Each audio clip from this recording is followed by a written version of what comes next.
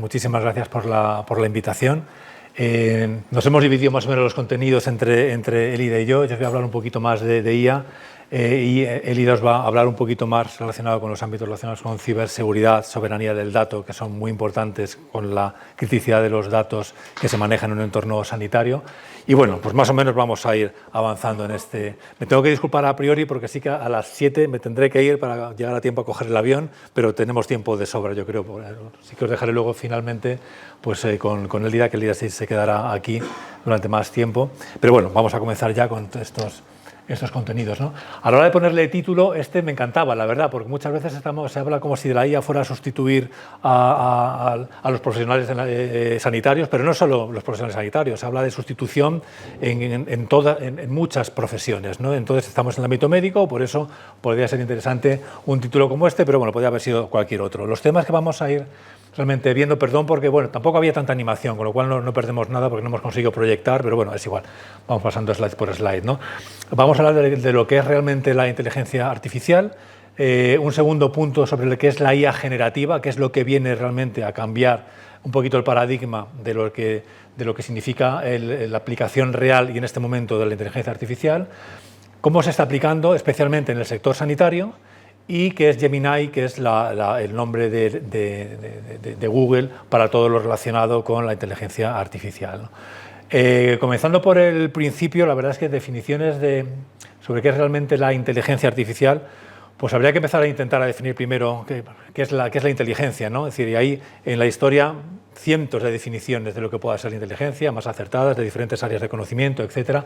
Siempre tienen en común palabras del estilo autoconciencia, comunicación, comprender ideas, razonar, experimentar, pensar. Bueno, no lo vamos a meter en este asunto, pero cuando definimos a inteligencia artificial, a mí sí que hay un punto que me interesa destacar y y leo literalmente, es un amplio campo de la informática que hace que las máquinas parezcan tener inteligencia humana.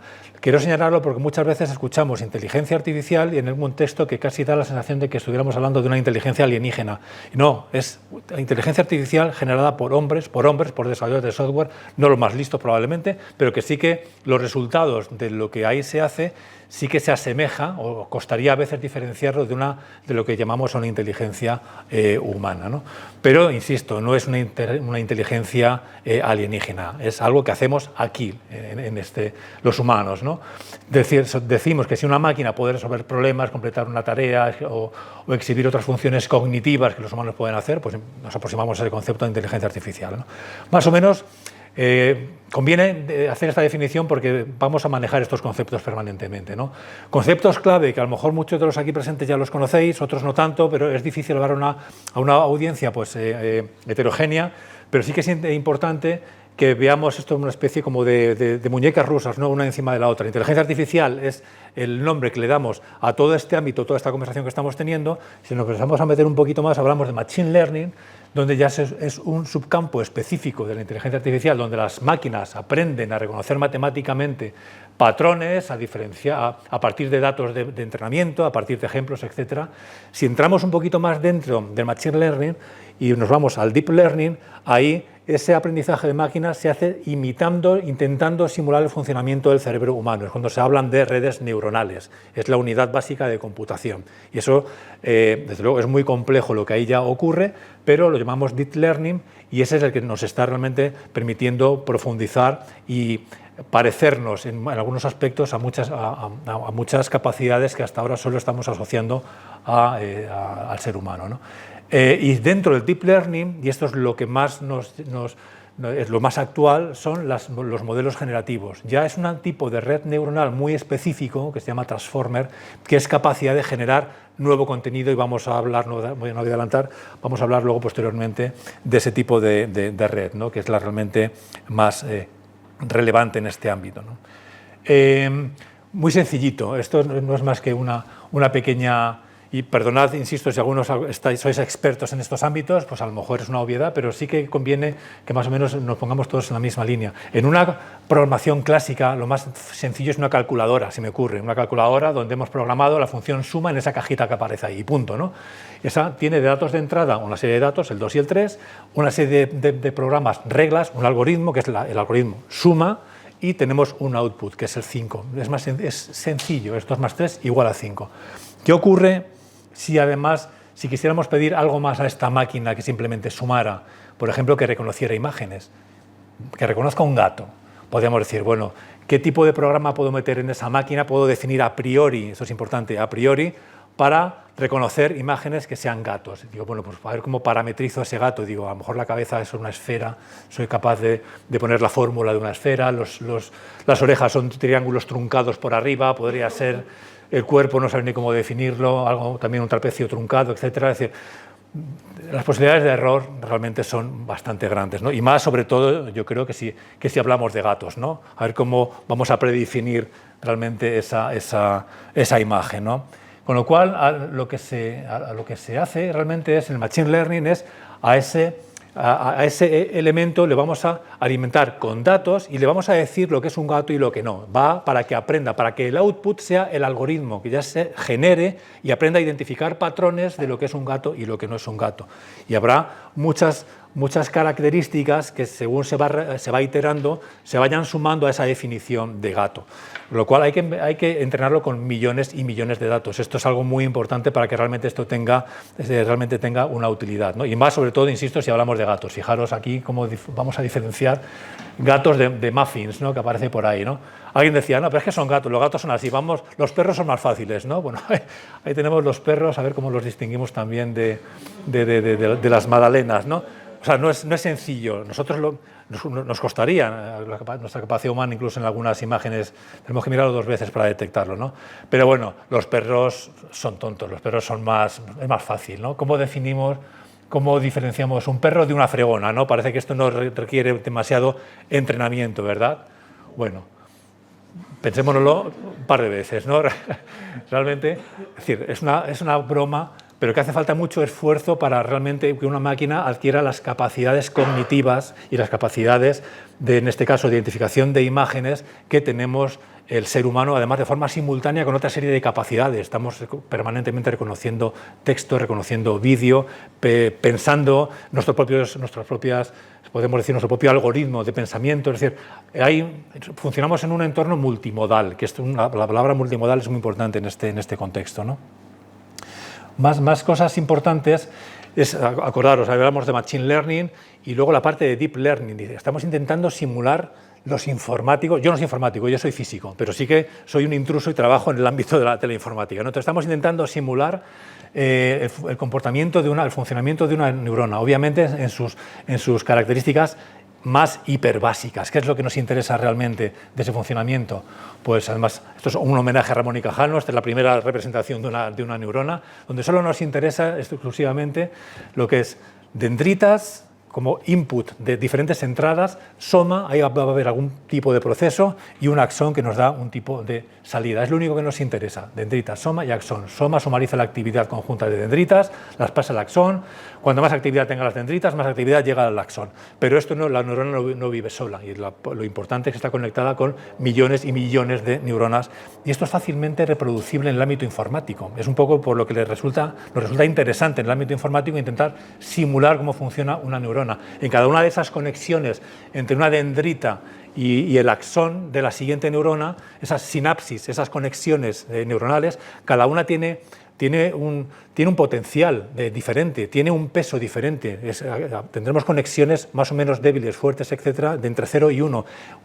Cuando hablamos de millones de conexiones, esa distribución realmente de diferentes pesos es lo que nos puede generar una red neuronal y puede representar algo, ¿no? Un cambio pequeño en un peso concreto puede significar una variación pequeña con respecto a ese algo. Entonces, ese concepto es el que lo vamos aumentando y sumando en diferentes capas y esto es lo que llamamos una red neuronal, que al final está formada pues, por 150, 200 capas, etcétera, etcétera.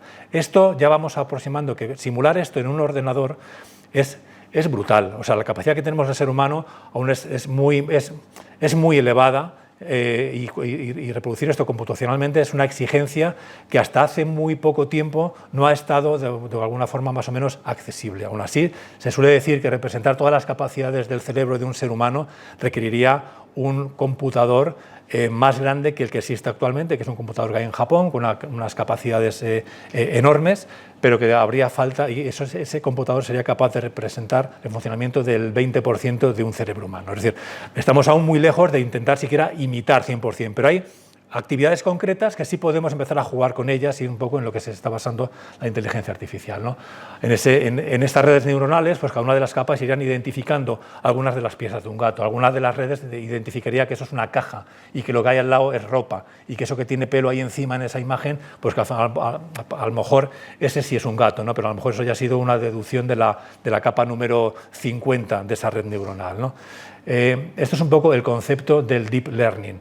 Es muchísimo más complejo que todo esto. Luego vamos entrenando los modelos con propagación de errores hacia atrás, etcétera, y reentrenando. Hay una capacidad de computación enorme que hace falta. Modelos de inteligencia artificial. Esto es muy interesante porque hay como 3 modelos de inteligencia artificial, 3 conversaciones muy interesantes. Una que es la Narrow Artificial Intelligence. ¿Qué significa?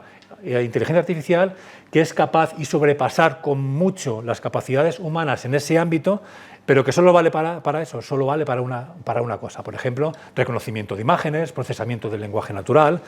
Un sistema de inteligencia artificial ya es capaz de exceder nuestras capacidades en esos ámbitos. ¿Qué es lo que asusta mucho y se habla de ello? ¿Y cuándo llegará la inteligencia artificial general, donde la máquina iguala a todas y cada una de las capacidades humanas? Simplemente las iguala, no las supera. Y eso realmente pues empieza, bueno, pues a quizá a asustar o a preguntarnos cuál sería el siguiente paso, ¿no? El siguiente paso, que es el de la Artificial Superintelligence, este es el que realmente, por ejemplo, asustaba a muchos científicos, como Stephen Hawking. Realmente se convirtió en un advocate contra que esto pudiera ser una realidad, ¿no? Donde ya en cada una de las diferentes capacidades humanas esta máquina excede y sobrepasa esa capacidad, ¿no? En cada una de las capacidades humanas. ¿Cómo estamos en este sentido a fecha de hoy? Bueno, pues aún hay un tiempo por delante para tomar decisiones, esperamos que lo más inteligente posible, pero este es el estado del arte con respecto a la consecución de la inteligencia artificial general. Si ponemos que los diferentes niveles van desde el nivel 0 o el nivel 1 de emerging, con cierta competencia, nivel 2, experto nivel 3, virtuoso nivel 4, etcétera, en la inteligencia artificial general hemos empezado a olisquear siquiera a qué se puede parecer, pero en un nivel 1, con los GPTs, con los entornos de la inteligencia artificial generativa, que seguramente todos estamos ya jugando con ellos, ¿no? Es lo que nos da una pista, pero estamos muy lejos. Realmente estaríamos incluso con el GPT más avanzado, con el LLM más avanzado, con la inteligencia artificial generativa más avanzada, estaríamos en ese nivel 1 de emerging, ¿no? En este path hacia la inteligencia artificial general. Esto es muy interesante porque, es decir, la inteligencia artificial, que ahora parece como muy molona y a todos nos gusta, y etcétera, etcétera, esto no ha sido siempre así. Esto ha sido una disciplina que durante mucho tiempo ha sido una disciplina considerada como disciplina de losers. Perdonadme un poco la expresión, es decir, el que vale, vale, y el que no hay inteligencia artificial. No ha sido especialmente sexy la inteligencia artificial durante muchísimo tiempo, ¿no? Y de hecho se catalogaba y se definía como el invierno de la inteligencia artificial, porque hubo un overpromise desde los años 50, que es donde empiezan a haber los primeros experimentos con inteligencia artificial, hasta que realmente empieza a responder a las expectativas que se ponen sobre la inteligencia artificial, pasa muchísimo tiempo y ya son disciplinas que resultan aburridas. Durante mucho tiempo. Esto cambia radicalmente en los últimos 10 años aproximadamente, y cambia por diferentes motivos, ¿no? Y cambia el interés hacia esta disciplina por muchos motivos, hasta el punto que hoy se le considera a la inteligencia artificial una de las grandes revoluciones en la historia de la humanidad. Se habla de la máquina de vapor, en el ámbito industrial, de la electricidad, de las tecnologías de la información. Bueno, pues tenemos la suerte de vivir 2 revoluciones, auténticas revoluciones. Una la hemos vivido, yo creo que todos los que estamos aquí hemos vivido la revolución y entendemos cómo era la vida, recordamos la vida antes de Internet o después de Internet. Y ahora es que ni siquiera nos imaginamos, bueno, pero lo hemos vivido y esto ha sido una auténtica revolución y nos ha cambiado la vida en muchos aspectos, ¿no? Pues una revolución de ese mismo impacto es la inteligencia artificial. Lo que sí es interesante, algunos, yo creo, este es nuestro presidente, es un tal Pichai, no le challengearé yo, ¿no? Pero dice que puede ser tan disruptiva como el fuego en su momento, la electricidad. Bueno, quizás un poco exagerado, pero realmente estamos ante algo realmente importante, ¿no? Eso sí que es cierto que lo tendremos que tener en cuenta. ¿Por qué ha terminado ese invierno de la inteligencia artificial, y esto es muy importante que lo tengamos en cuenta, y estamos ahora mismo en un momento de boom de la inteligencia artificial por 3 factores fundamentalmente. Uno, la capacidad masiva de computación. Esos científicos o técnicos que se dedicaban en el pasado a la inteligencia artificial y no eran especialmente bien valorados, estaban en ese invierno, no tenían capacidad de proceso, no tenían capacidades de computación como sí están ahora mismo, como sí tenemos ahora y están al alcance de cualquiera. Y cuando digo cualquiera, digo de todos los que estamos aquí. Y hablaré un poquito de lo que significa el cloud computing, que esto es muy importante en este punto. Entonces, tenemos capacidades de proceso que no existían antes. Segundo, estos son máquinas devoradoras de datos para el entrenamiento de una forma brutal. Tenemos acceso a más datos que nunca. El 95% de los datos generados en la historia se han generado en los 2 últimos años. Es decir, tenemos una capacidad enorme de datos para poder entrenar modelos, porque esto va de esto, de modelos. Y dado, y además, tanto estructurados como no estructurados, etc. Esto es muy, muy importante. Y tercero, y debido a estos otros dos, empieza a haber más atención por parte de los científicos a investigar, a generar algoritmos realmente ingeniosos. Transformer es un algoritmo que nos da toda la vida de la inteligencia artificial generativa. Es un algoritmo desarrollado en el 2017, realmente por ingenieros en aquel entonces de Google, en un paper científico que para muchos pasó desapercibido, que se llamaba Attention is all you need. Ahí se definía lo que era el Transformer, que es la red neuronal que ha dado origen realmente a todo este impulso, unos cuantos años después, a la inteligencia artificial generativa. Con lo cual, hay atención, hay ciencia sobre ello, con lo cual, por eso también es otro de los factores que hace que esto evolucione, ¿no?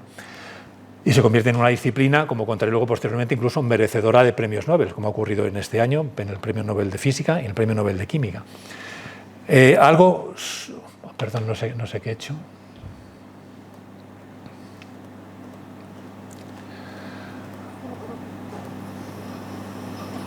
Vale, estamos aquí. Vale, es decir, yo trabajo en informática, de educación, soy físico, no tengo ninguna relación especial con el mundo sanitario, excepto una, y que es importante. Mi mujer es internista, mi mujer es médico internista de un hospital público de la Comunidad de Madrid. Con lo cual, sí que cuando nosotros, los técnicos, hablamos de nube, etcétera, yo sé que en la mente de muchos profesionales sanitarios, nube significa pues el OneDrive, el Google Drive, aquello que hace que cuando estoy en la consulta, estoy con un documento, lo que sé, cuando llego a casa sigo con el documento donde lo había dejado, fenomenal, está muy bien eso, pero y eso simplemente, eso es tan relevante como para que sea algo disruptor, etcétera, etcétera, el tener el documento aquí y luego tenerlo allá. Bueno, pues es que ese servicio de OneDrive o de Google Drive para la gestión de documentos es un servicio dirigido al mundo del consumo la mayor parte de las veces que se llama storage, que se llama almacenamiento. Y yo creo que muchos de los aquí presentes seguro que lo utilizáis y cumple su función, ¿no? Bueno, pues eso es un servicio. A modo de ejemplo, Google Cloud, desde los centros de datos en Madrid, concretamente, bueno, y desde cualquier parte del mundo, ofrece en ese sentido más de 200 servicios. Os podéis preguntar, ¿qué otras 200 cosas se pueden hacer también, además de guardar documentos, etcétera? Pues muchas, que algunas requieren más especialización, otras menos, etcétera.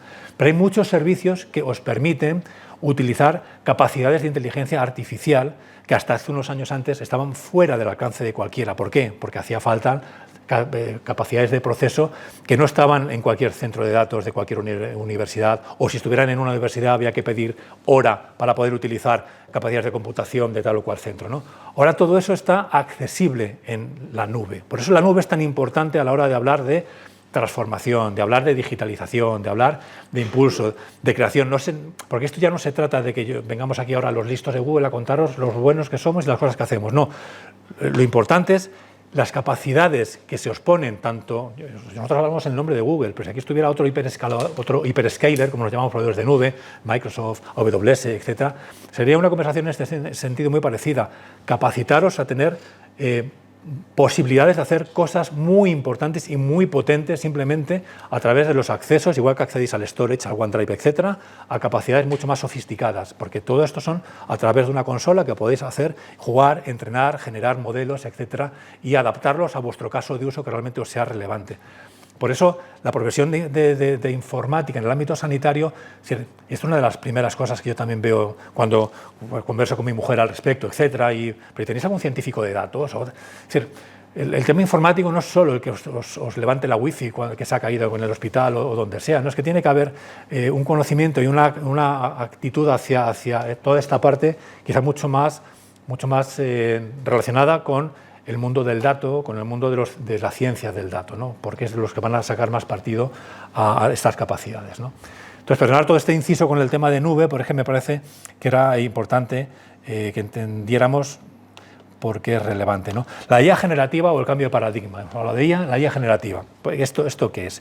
Al final es un tipo de inteligencia artificial, porque inteligencia artificial en el sector médico sois de los pioneros para el análisis de imágenes radiológicas, etcétera. Se lleva utilizando mucho tiempo inteligencia artificial, ¿no?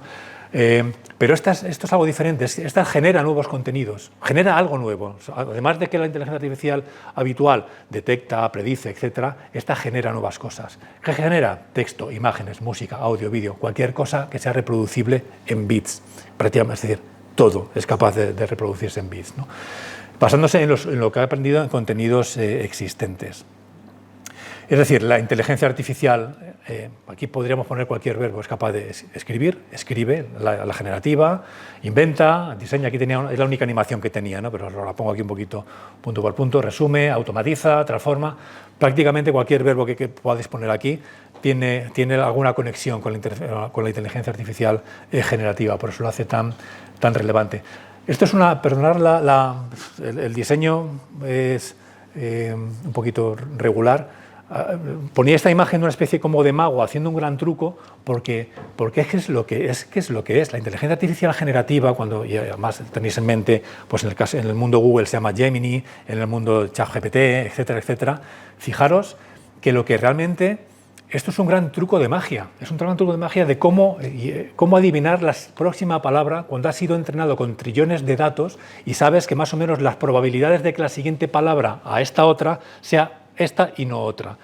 Entonces, esas probabilidades las pones en un vector donde defines las probabilidades de que tal palabra sea la siguiente que corresponde. Y ese vector es la unidad nueva de computación que entra en el sistema para poder elegir al final cuál es la palabra más adecuada.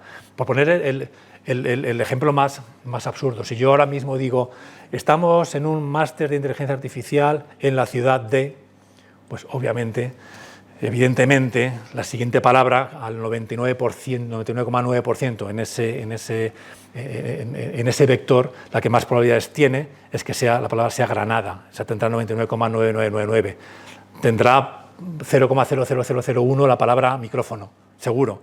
Algo tan obvio como eso es lo que está alimentando realmente las redes neuronales de inteligencia artificial generativa, adivinar la siguiente palabra. Y al final todo se reduce a cuál es el mejor truco para ir segmentando y quedándonos con la palabra realmente correcta. Pero esto realmente esto es una animación que encontré en el Financial Times, fijaros, un periódico que no tiene nada que ver con tecnología, pero que me gustaba realmente cómo iba la animación, bueno, pues contando cómo se iba adivinando la siguiente palabra mediante la aplicación de esas tecnologías, ¿no? Y así es como funciona. Lo voy a pasar un poquito rápido. El LM-Nota entiende el contexto. Es decir, bueno, más o menos lo que os he contado rápido, aquí se forman los vectores con las densidades de probabilidad de cada una de las palabras, de cuál es la más correcta. Por ejemplo, el vector de la palabra mar será muy parecido al vector de la palabra océano, casi siempre serán intercambiables y será un pequeño el matiz en donde escoges una u otra. Bien, todo esto más o menos funcionaba, pero no era tampoco tan brillante. ¿Cuándo empieza realmente esto a ser brillante? Perdonadme, clasificación, cuando empieza la magia, cuando la red neuronal de Transformers es capaz de coger perspectiva y no solo adivinar en base a la palabra anterior, sino coger todo el contexto. Por eso era el paper que os comentaba, Attention is all you need. Presta atención a lo que estás haciendo porque vas a tener muchas probabilidades de realmente asegurar y acertar con esa palabra. Incluso que sea la misma, la palabra interés en el ámbito financiero significa una cosa y en otros ámbitos significa otra cosa muy diferente. El contexto es el que te va a dar una cosa o la otra. Por eso, como veis, es un gran truco. Aquí no hay nadie pensando, aun cuando se comporte de forma que parece que realmente se está pensando, no hay nadie que esté pensando detrás de un entorno de inteligencia artificial generativa. Ahora, ¿Qué significa pensar? ¿Podemos diferenciarlo realmente de lo que entendemos todos por pensamiento? Alguien detrás que está pues, aplicando sus capacidades cognitivas, conocimientos previos, etcétera, pues podríamos dudar. Oye, define pensar y a lo mejor sí te digo que esto es más pensar que otra cosa, ¿no? Pero este es el gran truco, que elevado a la potencia de los grandes números, de los trillones de datos de entrenamiento y la capacidad de proceso para poder hacer eso, es lo que nos presenta esto que nos parece magia y funciona muy bien. O sea, es un gran ingenio humano esto que realmente se está trabajando, ¿no? Bueno, aquí se abre una nueva disciplina, que es el saber preguntar, el prompt engineering, y realmente esto hay que saber en función del input que demos, de cuál es ese primer token, esa primera entrada al sistema, pues el sistema va a comportarse de forma cada vez más correcta. Con lo cual hay toda una ciencia alrededor del prompt engineering. Aquí cada vez hay más profesiones que hace unos años ni siquiera sabríamos que podrían existir y ahora mismo pues sí existen. Además está muy curiosa porque esto hay que saber expresarse muy bien, hay que saber cómo hablar con un sistema para que te entienda de la mejor forma posible, ¿no? Con lo cual, bueno, hablaré un poquillo más adelante de eso, ¿no? ¿Por qué son diferentes estos Large Language Model? Hay una capacidad que a mí me parece mágica. En función de los parámetros con los cuales, informáticos al final, es informática pura, de los parámetros sobre los cuales esté basado un LLM, a medida que aumenta, empieza a recuperar habilidades emergentes, habilidades nuevas que el modelo inicial no tenía. Simplemente por aumentarle el número de parámetros y la capacidad, empieza a tener unas nuevas habilidades y capacidades. También una segunda parte es muy importante y es que cambia la forma en la cual interactuamos con los datos y los sistemas inteligentes, hablaré un poquito más adelante de ello, y algo muy interesante, esta forma de entender la conexión entre datos nos permite encontrar patrones y conexiones en corpus de datos masivos y dispares. Y esto es una de las grandes ventajas que estaréis comprobando probablemente si sois usuarios de los sistemas de IA generativa. Esta animación, fijaros, en función del número de parámetros del sistema, pues a lo mejor es capaz, a partir del parámetro X, empezar a responder preguntas de física cuántica compleja, por ejemplo. Entonces, es decir, sí que es cierto que aumentar el número de parámetros no es trivial, cada vez nos movemos en esa otra gráfica, tiene costes, y aquí es donde hay un reto muy importante entre los proveedores de tecnología, de qué forma hacer modelos quizás no tan gigantescos, pero más pequeños que sirvan en aplicaciones concretas para una función concreta. Si estamos en un ámbito sanitario, a lo mejor no tiene mucho sentido que el modelo haya sido entrenado con las obras completas de Shakespeare, pues a lo mejor no. Entonces hay capacidad de poder segmentar esto.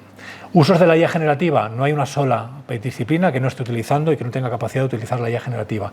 ¿Por qué? Porque todas tienen necesidades de clasificación, predicción, generación, entendimiento de la información, etc. La IA generativa multimodal, vuelvo a prestar atención porque es especialmente relevante en el ámbito sanitario. Es decir, cuando hablamos de multimodal significa que estamos dando de entrada todo tipo de dato representable en un formato binario de ceros y unos, texto, código, imágenes, voz, vídeo y audio, para obtener lo mismo, ¿no? En esos mismos contextos. Esto es muy importante también. Estamos cambiando muy rápidamente la forma de interactuar con las máquinas. Nosotros todos hemos tenido siempre una dependencia a la hora de utilizar un programa de ordenador, por ejemplo, o de interaccionar con la tecnología. Hemos tenido que pasar por quien sepa programar. Quien sepa programar, pues bueno, pues es una capacidad que no todo el mundo tiene y que tiene su valor, ¿no? Y la forma de interactuar con una máquina es con un código fuente, es con una programación. Esto está cambiando ya realmente, y de hecho uno de los grandes programadores, que es como por ejemplo Andrew Karpathy, que este es un programador de la empresa OpenAI, ya sabéis, pues los del ChatGPT, luego pasó a Tesla y ahora está otra vez de vuelta en OpenAI, comentaba que casi merecía más la pena trabajar en la lógica de un programa, trabajar en el lenguaje natural, en el prompt, en la pregunta, porque, según ponía en ese tuit, el nuevo el lenguaje de programación más importante, en este caso, es el inglés. Es decir, me estoy comunicando con las máquinas en lenguaje natural. Oye, quiero que hagas esto, ya no es if then go to, no. Yo quiero que cuando tal, puedo hablar en un lenguaje natural con una máquina mediante una interfaz de inteligencia artificial generativa y va a generar y va a seguir mis órdenes. A lo mejor mis órdenes son que genere un código Python o lo que sea para un programa o que no. Es decir, directamente sea una interfaz que se integra con una API de otra aplicación y es capaz de... A lo que voy, sin entrar en detalles, se abre un montón, se abren mucho las capacidades de interaccionar con las máquinas. De hecho, antes de ayer salía una noticia de del CEO de Facebook, de Meta, que decía que en este momento, bueno, dicho de forma más elegante, pero que le venían a sobrar la mitad de los programadores. Los programadores de su empresa que llevaban a nivel medio realmente dejaban de ser necesarios, porque estaban ya realmente sus cualidades cubiertas por la inteligencia artificial generativa capaz de generar ese código, ¿no? Con lo cual, bueno, esto lógicamente cambia todo tipo de profesiones, como de hecho podemos ver aquí. Estos son casos de uso de IA generativa en todo tipo de industrias, no hay ni una que se quede fuera. Estos son ejemplos concretos en el ámbito, por ejemplo, en el ámbito de negocio, en recursos humanos, ámbito legal, finanzas, marketing, etcétera. Y, por supuesto, una de las áreas de más impacto es en el ámbito sanitario. ¿Industrias afectadas? Todas. Esto es un informe de Accenture del World Economic Forum del año pasado. Algunas con más afección que otras, es decir, no voy a entrar tampoco en país, exposición media en el ámbito de healthcare, no es ni la más afectada ni la menos afectada. Hay ámbitos de health que sí son muy afectados y otros pues no lo son tanto, ¿no? Pero es que esto ocurre desde siempre. Esto es una foto de la Puerta del Sol del 1912, quiero recordar, ¿no? Fijaros los coches de caballos, perdón, algo he hecho por aquí, los coches de caballos, pues están circulando por toda la plaza, ¿no? Esta es una foto del 1950 y tantos, ya no se ve un solo coche de caballos, todo coches a motor a partir de ese momento, con lo cual aquí claro que han cambiado cosas, claro que se han perdido trabajos, no nos engañemos, no es que a veces se escucha, no, la IA no os preocupéis, claro que va a cambiar trabajos y que va a modificar muchos comportamientos, ¿no? Por ejemplo, en este caso que hemos puesto de los vehículos a motor, se generaron nuevas profesiones de forma inmediata. Obreros que construyen esos autos, créditos al consumo. Era la primera vez que una familia se tenía que enfrentar a lo mejor con un coste un poquito elevado, con lo cual tenía repercusiones en el ámbito financiero, o por supuesto mecánicos, publicidad y marketing. El recorrido libre medio de las personas ya era mayor que con un coche de caballos, con lo cual empiezas a ver otro tipo de... O sea, claro que tiene consecuencias en todo sentido, ¿no? ¿Gente que pierde sus trabajos? Pues sí, en este caso... Pues aquí es donde no queremos vernos, ¿no? En este ejemplo, en la parte del caballo, que se ha quedado un poco pensando y decir, ostras, si yo era más relevante, ¿no? Antes de que llegara el coche a motor, ¿no? Pero entonces hay cierta mira, esta animación sí que se ve. Hay mucha incertidumbre, ¿no? Nadie sabe cómo va a afectar, de qué forma. En todas las industrias todo el mundo sabe que tiene que hacer algo, pero tampoco queda claro cómo y en qué dirección, ¿no? Lo que sí es claro, y esto sí que es fundamental, tú no compites contra la inteligencia artificial, no, pero sí vas a competir con otros negocios o áreas que sí usan la inteligencia artificial. En el ámbito sanitario, es decir, no se puede ignorar que esto ya está ocurriendo, que hay hospitales, que hay clínicas, que están siendo ya referente en el uso de inteligencia artificial, mientras que en otras está realmente pasando de forma totalmente desapercibida. Pues con el tiempo, claro que habrá diferencias entre la calidad de atención y servicio de unos y otros, ¿no? No vienen a sustituir, en el caso del ámbito sanitario, ya vienen a amplificar, a servir de una herramienta importante para tener una asistencia pues, de mejor calidad, ¿no?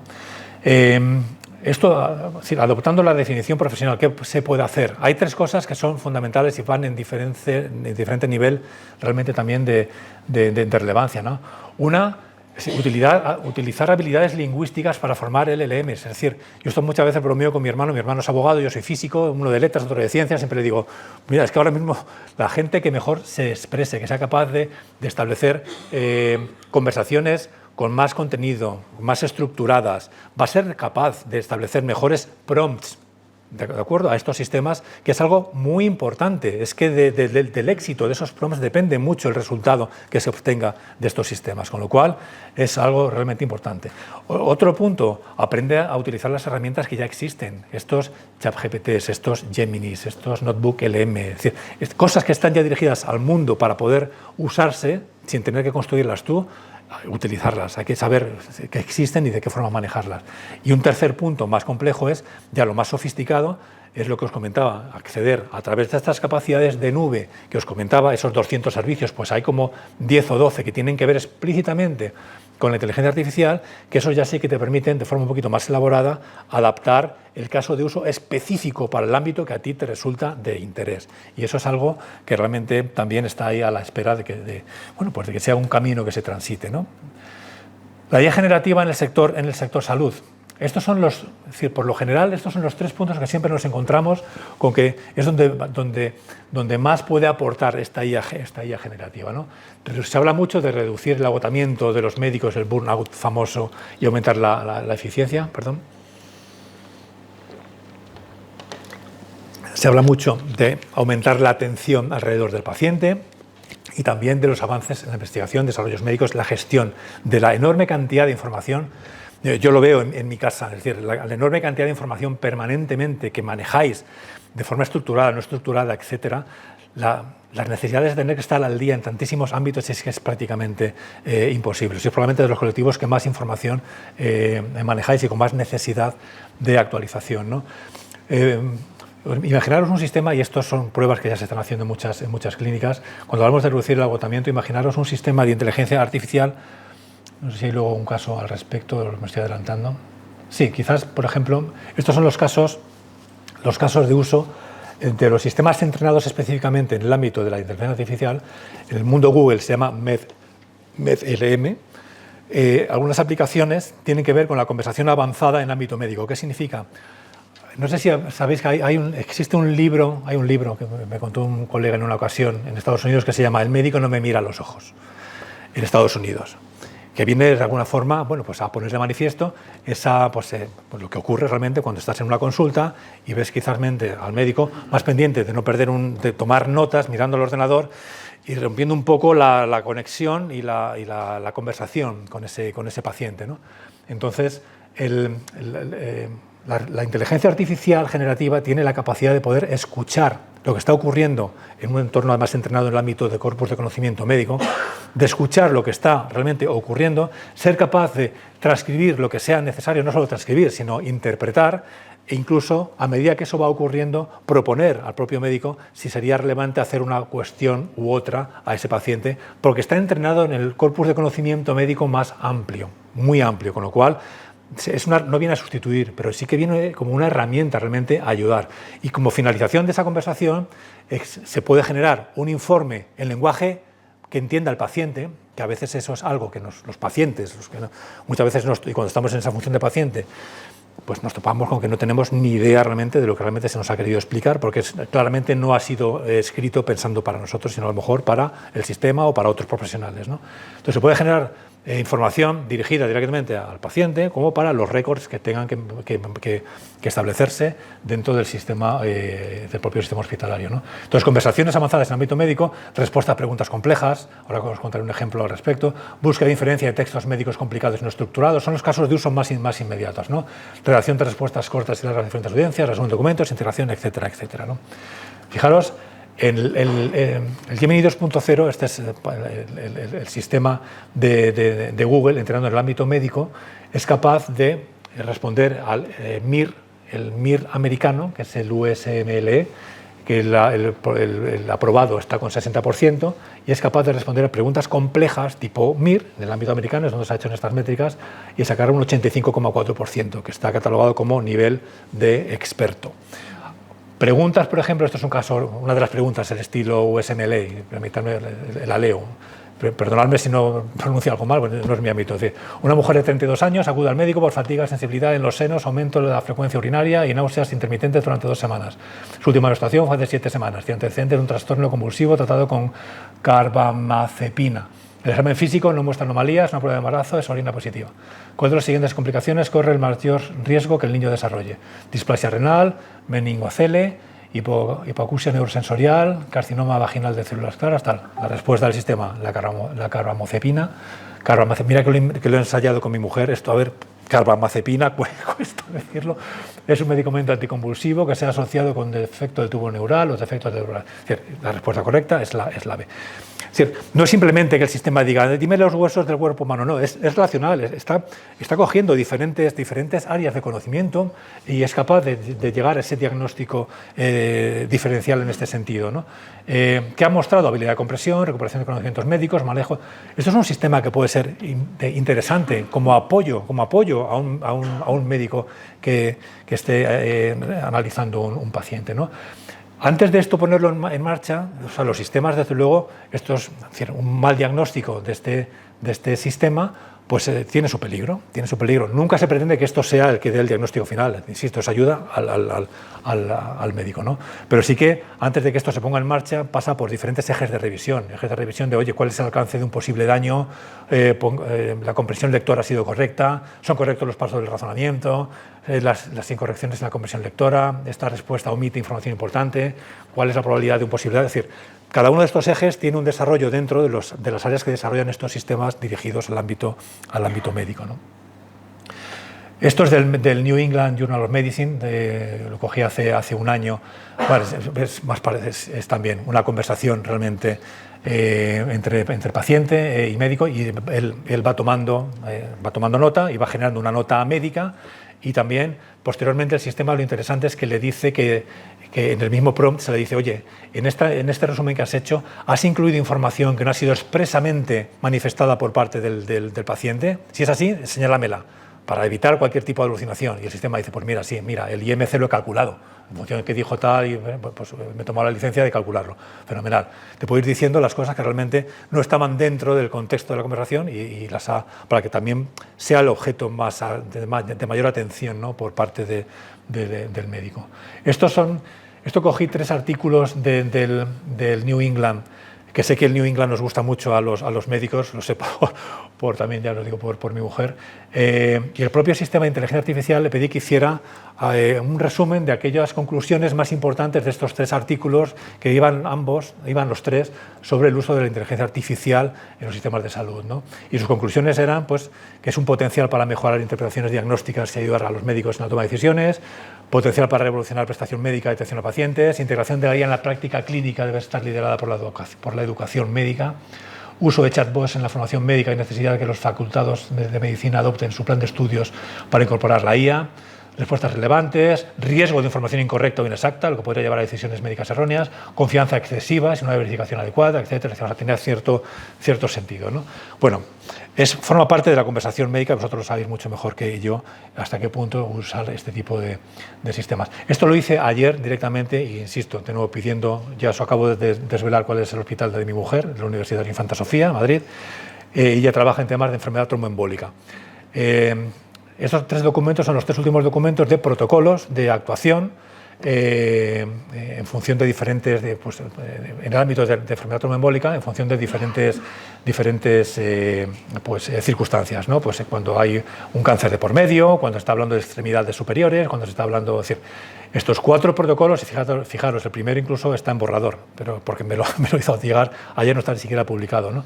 Pero esto sí que es una pena porque no os lo puedo enseñar, porque, bueno, al final hemos tenido un problema ahora mismo con la forma de conectarnos, pero no sé cuántos conocéis lo que es Notebook LM. ¿Alguno conocéis lo que es Notebook LM? Pues entonces esto os sonará. Realmente Notebook LM es algo muy sencillito de usar. Conectaros a notebooklm.google.com, es muy sencillo. Y con vuestra cuenta de Gmail, etcétera, con lo que queráis, ¿no? Yo lo que he hecho ha sido subirle las fuentes de los 4 documentos. Los 4 documentos de los protocolos de actuación frente a la enfermedad tromboembólica, para que sean las fuentes con las cuales el sistema va a trabajar, ¿no? Le puedo decir en el prompt que me haga una conversación sobre los contenidos de estos documentos en español. Ojo, ahora mismo hay una versión beta que si no le dices nada te lo hace en inglés y es un rollo, pero si le dices házmelo en español, va y te lo hace en español, ¿de acuerdo? Entonces es muy interesante. Os puede generar un podcast sobre los contenidos de estos documentos. Además, no sé si lo habéis oído, pero de forma muy profesional. Se van como entrevistando unos a otros, etcétera, y van hablando, manteniendo una conversación abierta, y tú puedes decirle, no quiero que te dejes ninguno de los contenidos que están recogidos en estos 4 documentos. Puede ocurrir que te salga un podcast de 45 minutos, o puedes hacer que realmente te haga que coja las cosas más relevantes y más importantes. Lo importante es que va uniendo los puntos diferentes, es decir, muchos de los contenidos de los 4 documentos pueden ser reiterativos, o unos pueden irse añadiendo información unos sobre otros, ¿no? Entonces sí que puedo pedirle, oye, los temas trátamelos de uno en uno y coge contenidos que han sido reflejados en cada uno de los 4 documentos, etc. Es una interacción, viene muy bien a nivel de... Elida me comentaba que lo había estado utilizando además, ¿verdad? Pues, ahora en el viaje que ha tenido después de 2 horas para venir aquí, pues sobre temas nuestros de tecnología, etcétera, pues generarse un podcast que viene escuchando en el coche, realmente sobre temas muy complejos, en PDFs, de estos infumables muchas veces, pero que realmente se te habilita y se te hace muy sencillo el tener una idea de lo que ahí está contenido, ¿no? Pero no solo es el tema del podcast. La parte que me hubiera gustado haceros ahora, además de enseñaros el audio, es las preguntas que ya puedo hacer directamente sobre el contenido de estos artículos directamente, ¿no? Oye, pues mira, que tengo un paciente de tales características, ¿hay algo reflejado que me dé una pista? Pues mira, sí, puedes hacerlo de esta forma, tal, o no. Y además, en cuanto te da una respuesta, te pone un numerito inmediatamente al lado para decirte la referencia exactamente de qué frase, de qué documento es de donde ha obtenido esa respuesta que te acaba de dar, ¿no? Insisto, yo creo que esto tardé ayer en hacerlo. Una pena. Podría a lo mejor intentar conectarme aquí con mi cuenta, pero a lo mejor perdía tiempo. Pero tardé 5 minutos en hacerlo. 5 minutos, no más, ¿de acuerdo? Entonces es una herramienta muy potente. Algo que decía, ese es el responsable de tecnología de la Clínica Mayo. Yo no sé si será tan excesivo como lo que dice o no, pero en su opinión dice que la práctica médica sin la ayuda de la inteligencia artificial podría ser considerada en el futuro hasta una mala práctica. Bueno, así están los temas, como van avanzando también en estos. La Clínica Mayo es especialmente muy avanzada en los ámbitos de uso de tecnología, ¿no? Y eso a los tecnólogos pues, también nos encanta, ¿no? Y respecto a la educación médica, decía que aprender a navegar por el conocimiento en lugar de memorizarlo, ¿no? Como nuevas áreas de conocimiento por parte de los estudiantes de medicina, ¿no? No se trata ya tanto de memorizar tantas cosas, ¿para qué? Hay que comprenderlas, pero es casi más importante saber navegar por el conocimiento con las capacidades y habilidades que tenemos a nuestro. Y esto es una frase que me encantaba, en una ocasión se le hizo la pregunta, ¿no? Muchas veces no se sabe si es un mito o no, de la innovación más importante en medicina, se le preguntaba a Gregorio Marañón, ¿no? Y su respuesta fue las sillas. Como buen humanista, decía la silla que nos permite sentarnos al lado del paciente, escucharlo y explorarlo. Entonces, me parecía paradójico que si todas estas cosas que hemos hablado de inteligencia artificial, que nos ayudan a liberar tiempo de burocracia, de lo que no interesa en el ámbito de la profesión médica, y fuera una inteligencia artificial la que nos ayude a recuperar un poquito más ese tiempo de silla, bueno, pues podría ser bastante interesante. Me estoy yendo de tiempo, ¿verdad, Elida?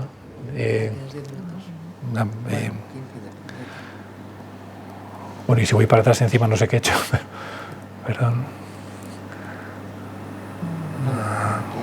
No, vamos. Bueno, estos son los premios Nobel de Física y Química que os comentaba. Esto ya no solo es que no sea una disciplina, que estemos en el invierno de la inteligencia artificial, es que son merecedores de premios Nobel.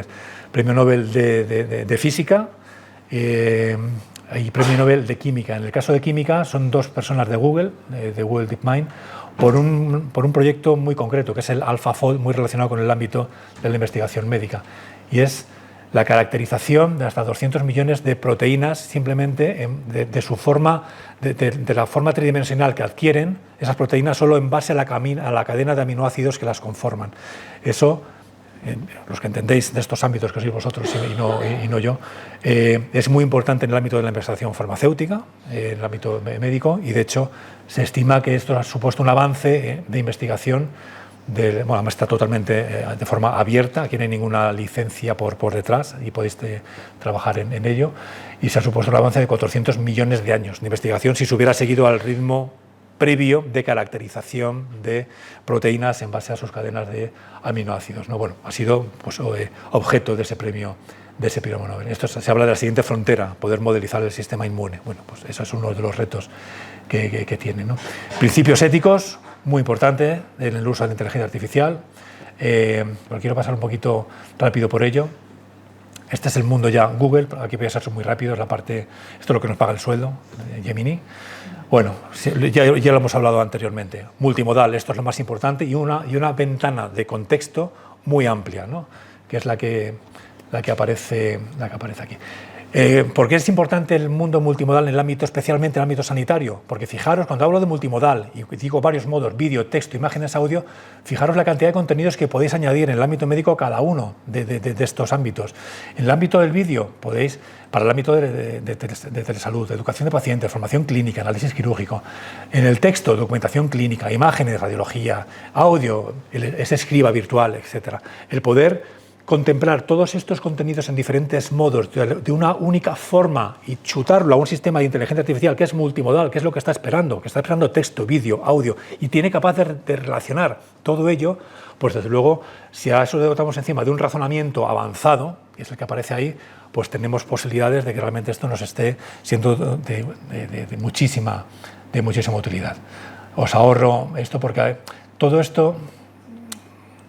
Estos son casos de uso donde sectores de la industria, de estos que os persiguen, los visitadores médicos, etcétera, cada día, bueno, pues ellos están utilizando ya la inteligencia artificial en muchos de los ámbitos que hemos estado hablando, ¿no?